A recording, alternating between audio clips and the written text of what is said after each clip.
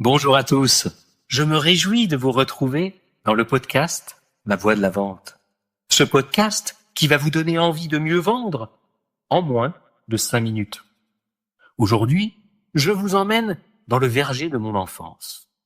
Ce verger, il appartenait à mon grand-père. Il était rempli de mirabelliers, de couetchiers et de pruniers Reine-Claude. Un vrai délice pour mes yeux et pour mes papilles gustatives d'enfant.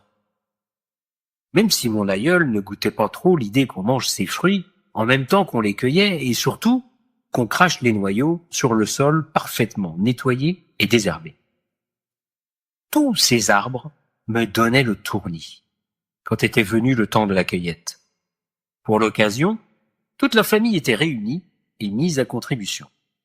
Main-d'œuvre gratuite et archi motivée. Bonne affaire pour le grand-père qui avait quand même un petit côté grippe-sous. Il cherchait toujours à maximiser ses revenus. Et pour ce faire, il avait mis en place une organisation quasi-militaire. Il mettait à disposition de chaque enfant 3 paniers.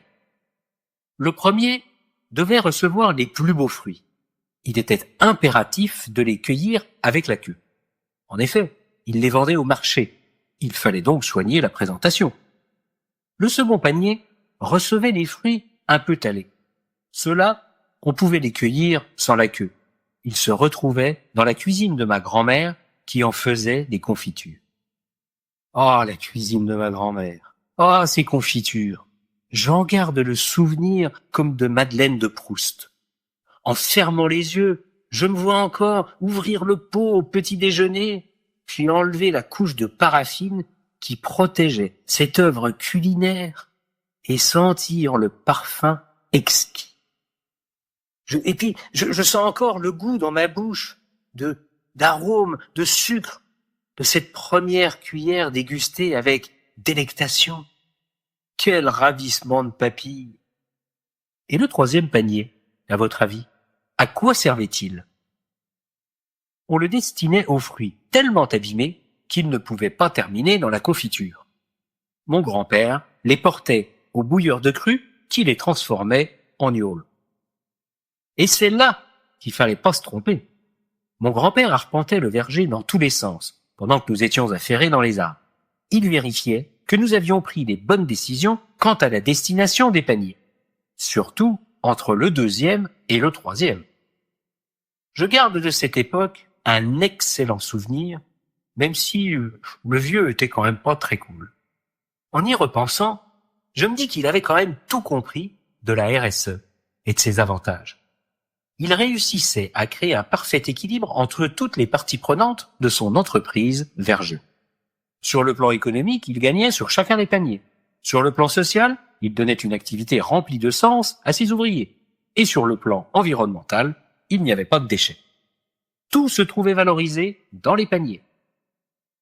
Alors de quoi elle nous parle, cette histoire?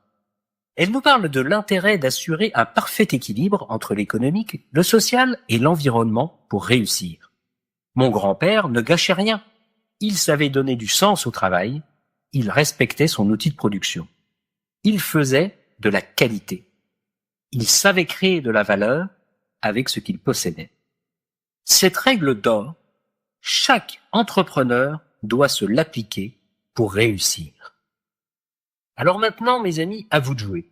Prenez un papier, un crayon, listez tout ce que vous faites dans votre business pour allier les intérêts économiques, sociaux et environnementaux. Ou alors, demandez-vous comment votre solution permet de le faire à vos clients. Voilà, sur ce, je vous laisse et je vous dis à jeudi prochain. À bon entendeur. Salut!